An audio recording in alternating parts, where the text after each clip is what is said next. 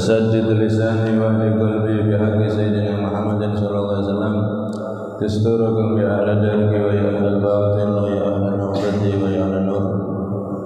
أما بعد.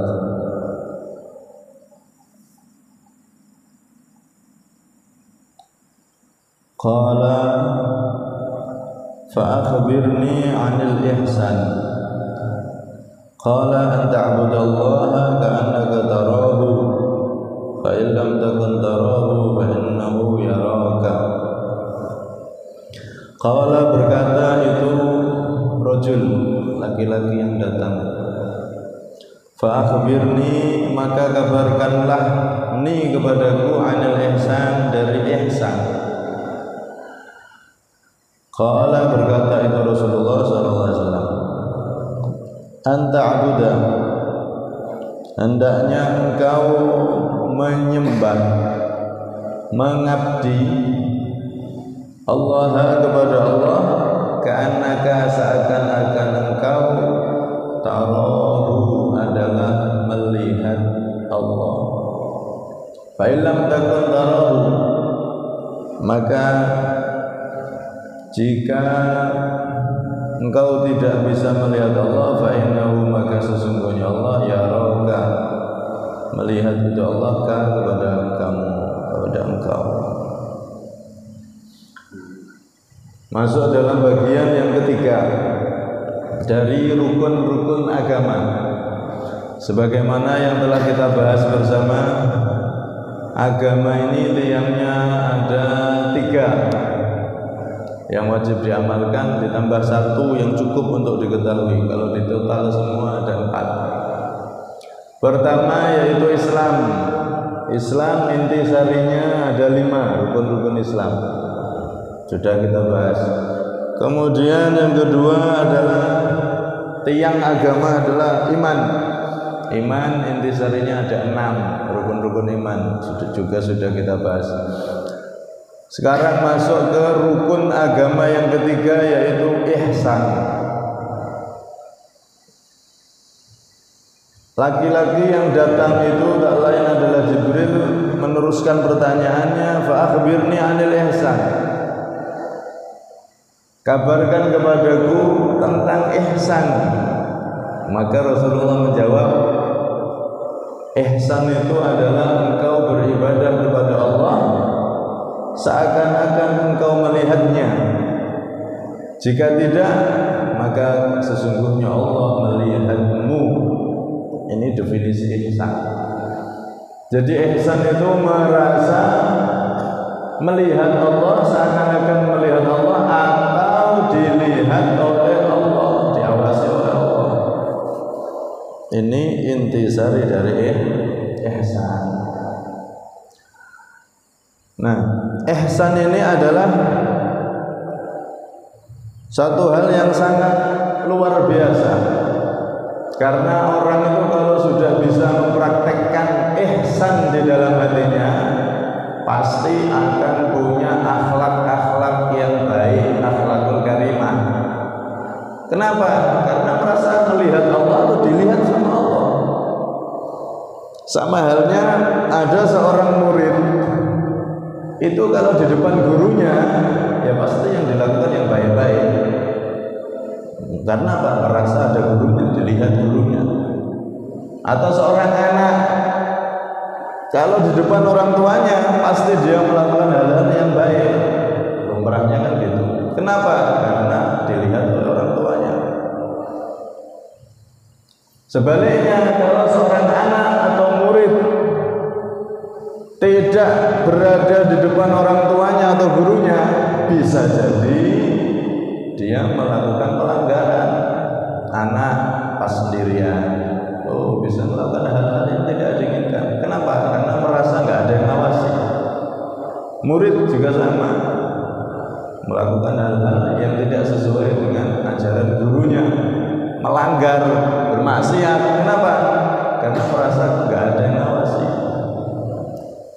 Sama, manusia itu kalau di hatinya sudah tertanam sifat ihsan, merasa melihat Allah atau dilihat oleh Allah, pasti akan jadi orang baik. Mau maksiat nggak berani. Kenapa? Dia merasa dilihat oleh Allah, malu, tidak berani. Yang pejabat mau korupsi, ingat dilihat oleh Allah, tidak berani.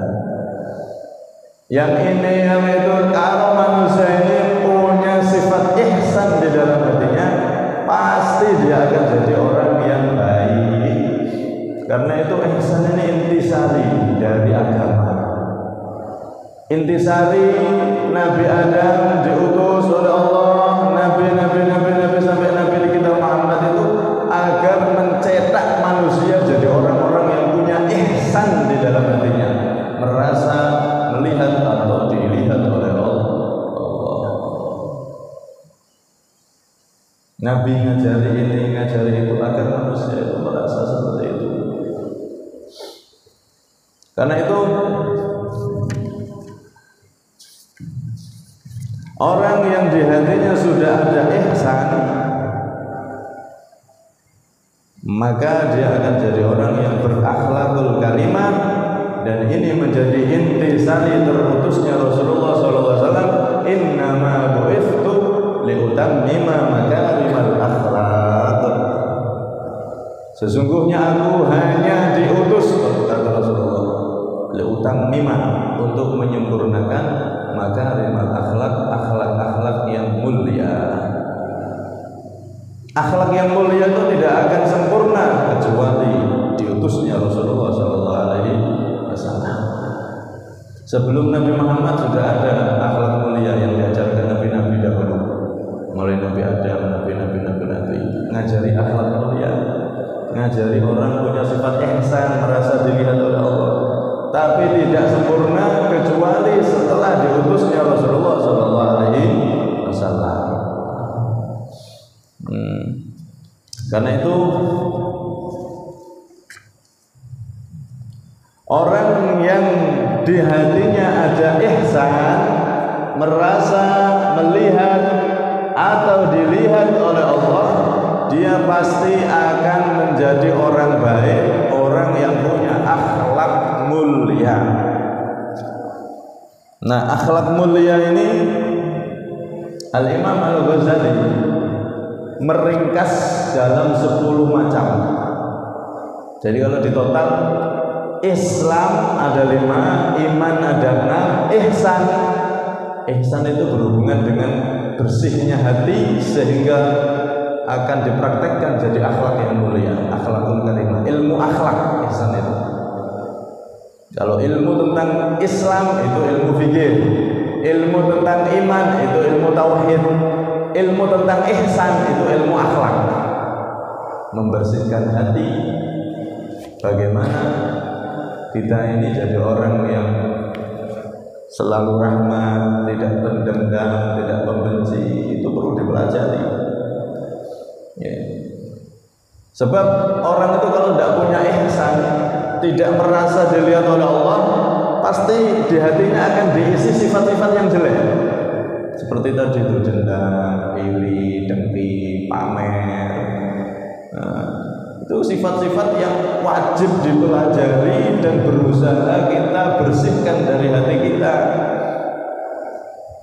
Kalau kita taklim, ngaji seperti ini, semakin ngaji, semakin hati kita semakin tambah lapang, tambah bersih, berarti berhasil ngajinya, pengajiannya berhasil. Kalau pengajiannya orangnya banyak yang datang, tapi pulang pengajian tambah benci sama orang, tambah dendam sama orang, tambah tidak suka sama sesama umat Islam. Pulang pengajian bukan tambah bersih hatinya, tapi tambah benci sama yang lain. Ini pengajiannya gagal, walaupun yang hadir jutaan orang. Karena itu ihsan ini harus betul-betul diperhatikan dan dilatih. Tidak mungkin langsung kita punya hati merasa melihat Allah atau diawasi oleh Allah, tidak mungkin, kecuali dengan mujahadah, dengan latihan. Ada orang itu yang punya sifat ihsan di hati itu, merasa dilihat Allah itu setelah sekian tahun. Ada yang setelah 10 tahun, ada yang setelah 20 tahun, ada yang setelah 40 tahun, ada yang 60 tahun, ada yang seumur hidup tidak berzina. Alhamdulillah, mati masih bawa hati yang kotor.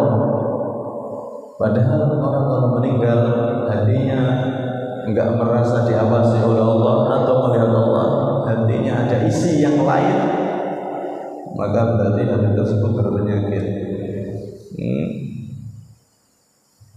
Sebagaimana dalam Al-Quran itu, yauma la yanfa'u malun wa la banun illa man atallaha biqalbin salim. Di hari tidak bermanfaat lagi mal, harta. Orang kalau sudah meninggal itu mana harta yang bisa menyelamatkan? Tidak bisa. Malaikat mungkar nakir disogok sertifikat, dikasih uang, tidak doyan.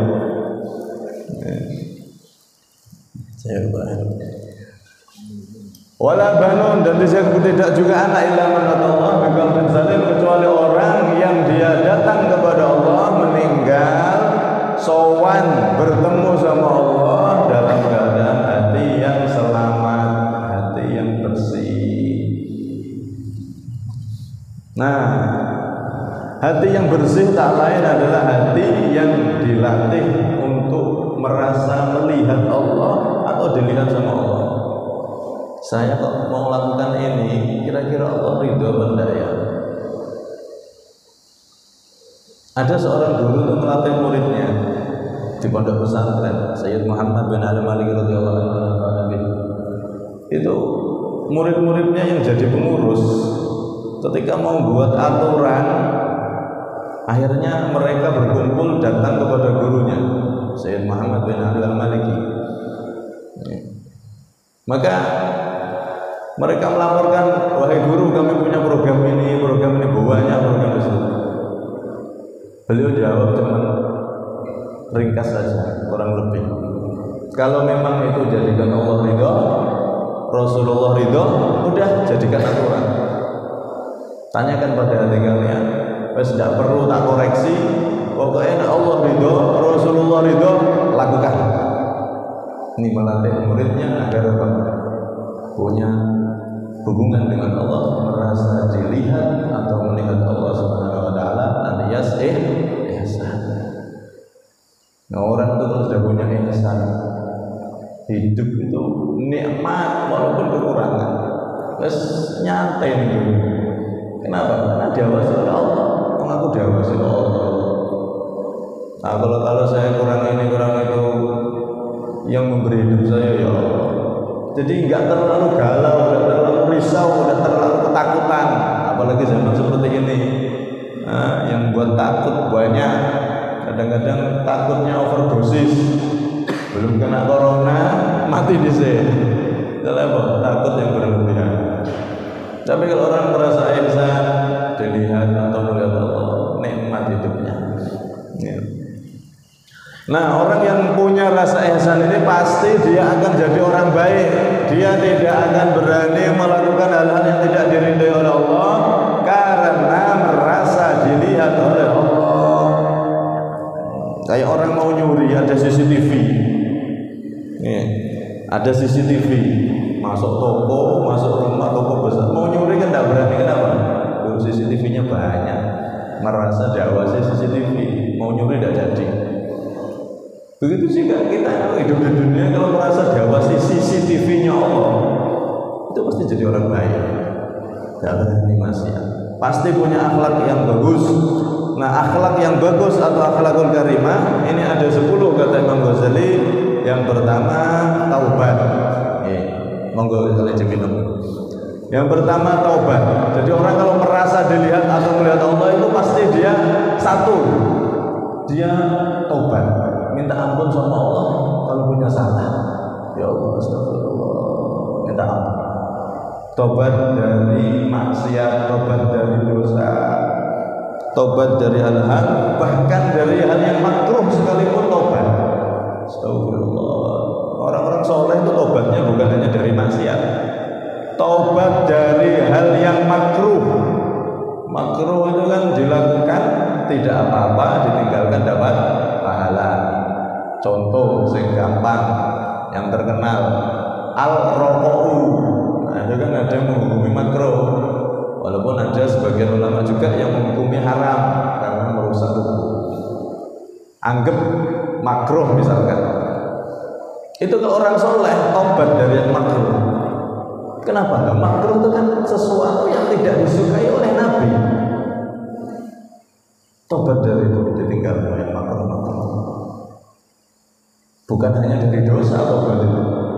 Kita sholat Allahu Akbar, salah ternyata ya Allah sholatku tidak khusyuk belas. Masih ingat jualan, ingat pasar, ingat usaha. Ya Allah, saya sholat menghadap Engkau, pikiranku masih kemana-mana. Selesai sholat, astagfirullah, astagfirullah, minta ampun sama Allah. Walaupun tidak dosa, nah di luar kemampuan, mau khusyuk tidak bisa, belum bisa. Nah, hal-hal yang semacam itu pun kita taubati, kita istighfari, apalagi masih maksiat. Ini pertama tobat. Yang kedua, akhlak yang mulia yang kedua adalah al-khauf, takut kepada Allah. Orang kalau sudah merasa dilihat oleh Allah, akhirnya kan takut sama Allah. Nih, wedi kali Gusti Allah. Tidak berani macam-macam. Yang ditakuti kalau Allah marah. Sebagaimana Rasulullah ketika beliau berangkat ke Taif, di sana ada suku Bani Thaqif. Beliau datang ke sana pengen mengharap bantuan, karena di situ ada masih keluarganya dari ayah atau ibu beliau, ada masih sedulur Bani Thaqif itu. Sampai sana bukan disambut al-badru alaina, disambut dengan meriah datangnya Nabi Muhammad, tapi sampai sana disambut dengan hujan batu. Anak-anak kecil suruh baris nyambut datangnya Nabi Muhammad, tapi bukan dengan bunga, taburan bunga, bukan, tapi dengan batu-batu dilempari ke Rasulullah SAW sampai beliau berdarah-darah. Sampai beliau berdarah-darah. Kemudian akhirnya beliau diusir rame-rame. Beliau kemudian ketika mau masuk ke Taif tidak janji keluar. Kemudian beliau singkat cerita berteduh di bawah satu pohon kurma di salah satu kebun yang ada di situ. Yang beliau ngomongkan apa? Allah, ya Allah, ilam yakun bika ghadabun fala ubali. Ya Allah, Engkau tahu kelemahnya saya, ya Allah. Saya yang kurang semangat di dalam berdakwah, mengajak mereka. Bukan salah mereka, tapi saya salah saya yang mungkin kurang memahamkan mereka, kurang semangat dalam mengajak mereka. Nyalakan diri sendiri. Terakhir beliau ngomong, illam yakun bika ghadabun fala ubali. Jika Engkau, ya Allah, tidak marah dengan aku, tidak murka kepadaku, maka aku enggak peduli manusia manusia mau melempar batu, manusia mau mencincang-cincang seluruh tubuhmu, tidak peduli, yang penting engkau tak marah sama aku ya Allah. Yang penting engkau tidak murka kepada aku. Ini yang ditakuti Allah. Kalau manusia biasa, manusia itu Pak, ada yang benci, ada yang senang, udah itu semua udah kayak gitu. Jangankan kita, Allah aja ada yang benci, ada yang senang kok. Yang senang yang iman sama Allah, yang benci ya yang tidak percaya sama Allah. Allah yang Tuhan aja ada yang benci, ada yang senang. Nabi Muhammad sama, sempurna akhlak beliau ya sama, ada yang benci, ada yang suka. Lah apalagi kita orang manusia biasa, dibenci sama orang yang tidak paham, tidak sepaham, biasa itu kehidupan dunia seperti itu. Yang penting kita jangan merugikan orang, mau mereka benci, mau mereka apa, terserah. Yang penting Allah itu. Ini takut sama Allah. Wal zuhdu yang ketiga, akhlak yang mulia yang ketiga adalah zuhud. Zuhud itu tidak terlalu gila dengan dunia. Zuhud itu benci dengan dunia. Maksudnya benci itu kesibukan duniawi ini tidak melalaikan kita dari ibadah. Mau kerja sibuk kayak apa, sholat tetap sholat, itu namanya zuhud. Lah kalau ada orang kerjaannya menghilangkan ibadahnya, sholat 5 waktu hilang gara-gara apa? Ngejar kerjaan. Ini berarti orang yang hubbud dunia, gila dunia, mabuk dengan dunia. Mabuk itu bukan hanya dengan arak, minuman keras, tapi ada orang-orang yang mabuk dengan dunia sampai lupa, kayak orang teler, lupa zuhur, asar, bahkan subuh, terus isya, satu hari terus lali kayak orang mabuk, lali kayak waktu. Karena itu yang ketiga ini zuhud. Jangan sampai kehidupan dunia kita melalaikan akhirat. Ini punya akhlak yang mulia yang ketiga. Yang keempat was-sabru, sabar. Akhlak mulia yang keempat adalah sabar. Sabar dalam melakukan atau menjalani kehidupan di dunia ini. As-sabru kamithlir ras minal jasad. Kesabaran itu seperti kepala untuk tubuh kita. Orang itu kalau terpotong tangannya, alhamdulillah, juga selamat ya ini. Misalkan ada orang terpotong tangannya, masih bisa hidup atau bisa. Kakinya terpotong, masih bisa hidup atau masih bisa. Bahkan kemaluannya itu dikebiri, potong, masih bisa hidup. Tapi kalau kepala yang terpotong, ada yang bisa hidup? Tidak ada. Begitu juga di dunia ini perlu sabar. Sabar, taat sama Allah, ibadah. Selama hidup harus jaga sholat. Berusaha sabar, ada godaan banyak, sabar, tetap taat. Sabar, jauhi maksiat, berusaha. Kalaupun tergelincir maksiat, segera tobat. Sabar ketika ada musibah, baik musibah ditinggal meninggal nyawa, ditinggal ada yang meninggal keluarganya atau hartanya atau sakit dan lain-lain. Semuanya butuh kesabaran orang hidup ini. Kita umat Islam di dunia itu begitu. Kalau tidak punya kesabaran ya udah, tidak usah hidup. Wong kalau tidak sabar seperti orang yang tidak punya kepala, tidak bisa. Karena itu ini yang keempat adalah sabar. Nanti di akhirat itu di kitab Tafsir Ibnu Katsir beliau pun mengatakan di akhirat nanti itu ada orang-orang yang diseru oleh malaikat. Liyakum ahlul karami indallah. Di padang mahsyar semua manusia hendaknya berdiri orang-orang yang mendapatkan kemuliaan dari Allah. Maka mereka berdiri ditaruh di mimbar yang begitu luar biasa. Sampai-sampai seluruh yang ada di mahsyar saat itu kepingin jadi seperti mereka. Bahkan para nabi pun sampai kepingin, saking hebatnya mereka ini. Ditaruh di tempat yang begitu megah, yang mewah, sampai semuanya kepingin. dilihat orang ini dulu di dunia sholatnya ya yang wajib, sholat sunnah ya kadang sholat kadang enggak.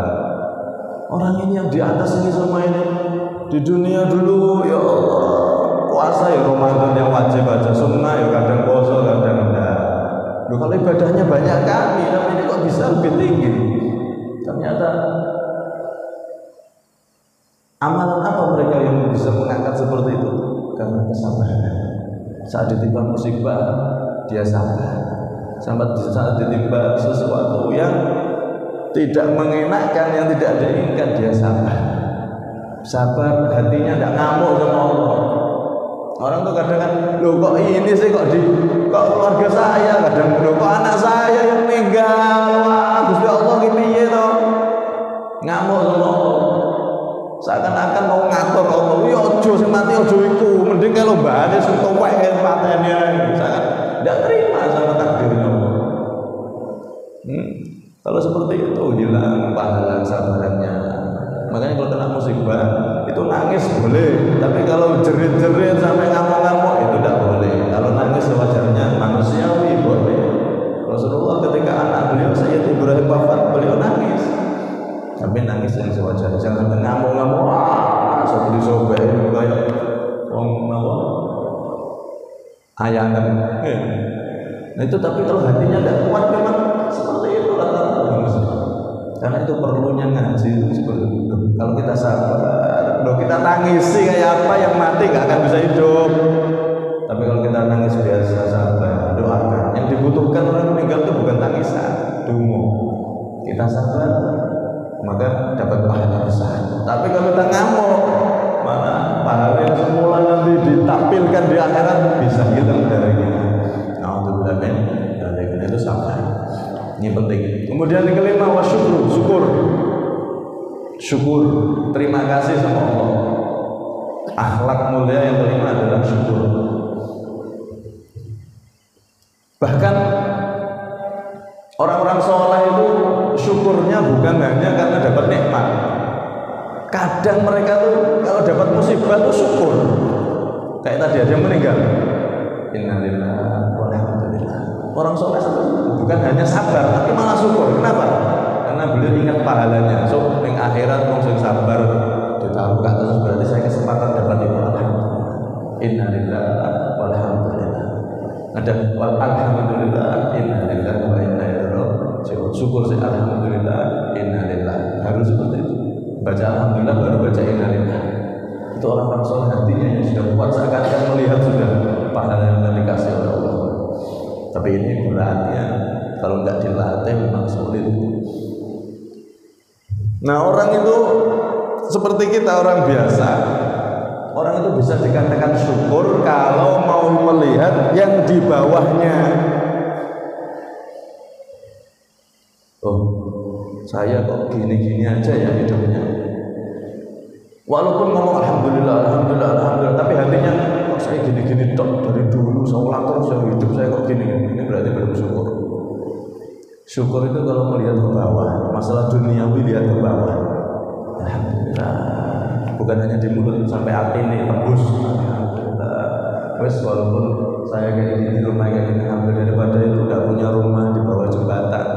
Daripada itu, ya Allah hidupnya kayak lebih parah dari saya. Kalau ada orang yang dia sudah bisa melihat urusan dunia itu melihat yang lebih bawah, baru dia disebut orang yang bersyukur. Kalau lihatnya ke atas terus, walaupun ahli ibadah belum disebut syukur. Ahli ibadah baca Quran, tapi itu masalah dunia lihat ke atas. Aduh, kok gak syukur seperti ini? Ini belum syukur, belum ditulis jadi orang yang bersyukur. Lihat ke atas itu kalau ibadah. Kalau ibadah lihat ke atas, ya Allah itu Pak Fulan jamaahnya 5 waktu, saya kok baru cuma bisa maghrib dok ya. Nah, kalau masalah ibadah lihat yang di atas itu bagus, tapi kalau dunia lihat yang ke bawah, biar syukurnya itu tembus dari alhamdulillah tembus. Ini syukur. Kemudian yang kelima wal ikhlasu, ikhlas. Ikhlas itu tulus, yang jadi tujuan hanya Allah. Nah, ini tidak semua orang bisa punya hati seperti itu. tanda ikhlas itu salah satu dari para guru-guru kita gampang. Ikhlas itu kalau pengen kita ini orang ikhlas pada, misalkan kita bangun masjid di sini, kemudian di sebelah sana ada orang bangun masjid lagi. Nah, coba lihat hati kita gimana? Apa merasa senang? Alhamdulillah banyak rumah ibadah. Berarti tambah syiar. Apa di hati kita ini gini. Sini buat madrasah, buat sekolah, buat pesantren, sebelahnya dekat buat pesantren, buat madrasah. Hati kita gimana? Kalau kita merasa ini saingan, berarti kita tujuannya bukan Allah. Wes yang gue pesantren, gue pesantren mana? Oh, saingnya ini aku. Ini berarti hatinya Allah belum ikhlas. Ikhlas itu kalau kita melakukan sesuatu, terus ada saudara kita sesama umat Islam melakukan hal yang sama, kita tambah senang. Anak pesantren, anak sekolah, ada madrasah, alhamdulillah. Nanti sini ada yang ngaji di sini, ada yang belajar di sini, di situ juga ada. Karena anaknya orang Islam itu banyak. Tidak mungkin ditampung di satu sekolahan, satu madrasah, satu pesantren, tidak mungkin. Dan orang itu cocoknya beda-beda. Kadang dia cocok sama guru ini, ustadz ini, kiai yang ini. Tapi kalau yang sini dia tidak cocok, maksud tidak cocok itu tidak paham diterangkan sama dia, tidak nyambung. Semakin banyak berarti akan semakin banyak umat Nabi yang tercerdaskan. Alhamdulillah, itu orang ikhlas. Tapi kalau sudah menganggap saingan, ini buat ini, wah, nyai, ini berarti ada sesuatu itu tujuannya bukan untuk Allah Subhanahu wa Ta'ala. Sama anak kita pondokkan atau kita sekolahkan, tangga kita juga sama, di sekolah yang sama atau pondok sama, jurusan sama. Kalau kita niatnya mendidik karena Allah, anakku bermanfaat untuk umat, kok ada yang sama persis dengan yang kita lakukan, kita senang. Alhamdulillah, tambah banyak nanti kader-kadernya umat Nabi Muhammad. Itu berarti ikhlas. Tapi carinya ini aku. Nah, berarti ada tujuan selain Allah. Kenapa kok begitu? Karena babul akhirah wasi'ah wa babul dunya dayyiqah. Pintu akhirat itu ibarat pintu gerbang yang begitu luas, lebar. Jadi kalau orang masuk tidak mungkin desel-deselan, bisa masuk semua. Tapi kalau pintu dunia itu ibarat pintu yang sempit. Maka kalau ada orang masuk bareng desel-deselan. Karena itu kalau ada orang padahal sama-sama gerakan baik, tapi kok saling menjatuhkan, saling iri, berarti tujuannya dunia, bukan tujuannya akhirat. Wes gampang tidak ada ini. Buat pondok, buat madrasah, buat sekolah, kok merasa itu nyanyi? Oh, tujuannya dunia. Merasa kenapa? Berdempetan seakan-akan desel-deselan. Itu kata guru saya seperti itu. Habib Taufik mata Allah pintu akhirat itu luas. Nah, niatnya akhirat nggak akan terjadi bentrok. Bangun masjid kok satu karat, lucu. Bangun sekolah, kalau niatnya untuk mendidik umat Nabi, nggak usah tuh karat, podo melakukannya silahkan. Itu berarti tujuannya akhirat. Ibarat masuk ke pintu yang lebar, semuanya bisa masuk. Nggak dorong-dorongan ya. Nah, ikhlas ini adalah intisari dari amal. Allah tidak akan menerima perbuatan amal kecuali yang tulus karena Allah Subhanahu wa Ta'ala. Wa tawakkul, nomor 7 tawakal, pasrah sama Allah. Usaha, doa, serahkan sama Allah. Tawakal itu pasrah setelah usaha, tapi berusaha semaksimal mungkin yang dia bisa. Kemudian hasil atau tidak dipasrahkan sama Allah Subhanahu wa Ta'ala. Wal mahabbah, dan cinta sama Allah. Yang ke-8, mahabbah, cinta sama Allah. Kalau ada orang yang ngasih gaji kita tanpa kita kerja, 1 bulan dikasih 10 juta, padahal bukan saudara, bukan apa, kok tiap bulan ngasih saya 10 juta, kira-kira kita cinta sama dia benar? Ya, pasti loh. Pasti ya, kita 10 juta. Enggak kenal, enggak pasti setiap bulan ngasih 10 juta. Ya pasti cinta. Ya Allah itu setiap detik bukan setiap bulan, setiap detik, setiap menit itu ngasih kita itu lebih daripada 10 juta. Jantung selalu berdetak, oksigen gratis. Sampai sekarang katanya tabung oksigen langka, satu tabungnya 200.000, dihirup berapa jam habis. Ini kita tiap saat. Coba total sebulan. Belum mata kita, belum yang lain-lain. Ya Allah, nah di nominal nggak bisa dibeli dengan uang. Kita tidur itu loh, Allah masih ngurusi jantung kita gerak, padahal kita ngorok. Allah masih kasih saya gerak jantung terus, dijaga telinganya dari semut-semut yang masuk. Sangat jarang sekali ada semut masuk ketika tidur, dijaga sama Allah. Kalau Allah tidak jaga bisa jadi semut masuk, RT mlebu kabeh tangi kelaran gitu. Belum kalau yang kucing, tikus, ular, kan bisa saja, tapi tidak pernah kejadian. Walaupun ada sangat jarang sekali. Kenapa? Karena Allah selalu sayang sama hambanya. Dikasih begitu banyak, kok kita tidak cinta sama Allah? Ya terlalu. Nomor 8, cinta sama Allah. Cinta sama Allah melebihi siapapun dan apapun. Cinta sama Allah dan Rasulullah SAW. Kemudian yang 9, ridho, rela dengan semua yang diperbuat oleh Allah. Wa kullu fi'lik jamil, semua perbuatanmu wahai Allah jamilun, adalah indah. Kita diajari dalam Quran apa? La yukallifullahu nafsan illa wus'aha. Allah itu tidak akan membebani manusia kecuali kemampuannya. Kalau ada orang diuji asli ya mampu itu. Kalau kita diuji ini, diuji itu, berarti kita mampu. Kalau tidak mampu, tidak mungkin ujian itu didatangkan sama kita, karena Allah ngasih ujian sesuai dengan kemampuannya.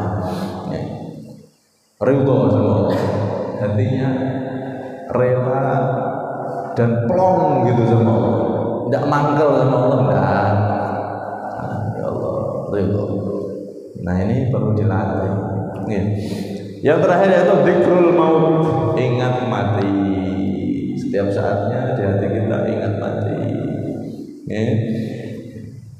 Dan sekarang banyak yang meninggal sana wakai. Kafa bil mauti wahidah. Cukuplah kematian itu menjadi penasehat. Orang tuh kalau ingat mati maka dia hidupnya tidak akan ngawur. Soalnya wedi, gimana mati sang apa yang akan saya bawa? Nah disitulah 10 ini tobat. Kalau salah tobat, takut sama Allah, zuhud, tidak cinta dunia yang berlebihan, sabar, kemudian syukur, ikhlas, tawakal, mahabbah, ridho, ingat mati. 10 ini kalau ada pada diri seseorang pasti berakhlak baik, pasti jadi orang yang akhlaknya bagus. Kenapa? Karena dia merasa dilihat oleh Allah dan semua akan bertanggung jawab di hadapan Allah Subhanahu wa taala. Wa may ya'mal mithqala dzarratin khairan yarah wa may ya'mal mithqala dzarratin syarran yarah. Beramal baik sekecil apapun nanti ditanggung jawab. Yang jelek juga sama. Karena itu niki ihsan. Nah, semoga kita termasuk orang-orang yang di hatinya dihiasi dengan sifat ihsan, merasa diawasi atau melihat Allah Subhanahu wa taala, sehingga hidup kita di dunia ini semakin kita tata, karena sekarang kita apalagi sudah mau tahun baru Hijriah ini tahun 1442 Hijriah. Beberapa hari lagi mungkin kurang lebih 1 pekan 7 harian kita akan masuk ke tahun baru 1443 Hijriah. Berarti umur kita semakin kurang. Maka kata Rasulullah, al-qayyis man dana nafsahu wa 'amila lima ba'dal maut. Orang yang cerdas itu adalah orang yang selalu meneliti dirinya, membenahi dirinya dan mempersiapkan bekal setelah kematian. Itu orang cerdas. Soalnya setelah mati itu ada hidup yang abadi, ada kalanya di surga, ada kalanya di neraka. Kalau bekalnya bagus banyak maka dan semuanya kita akan berjalan ke sana. Siapa yang bisa hidup selama-lamanya di dunia? Tidak ada. Kabeh antri mati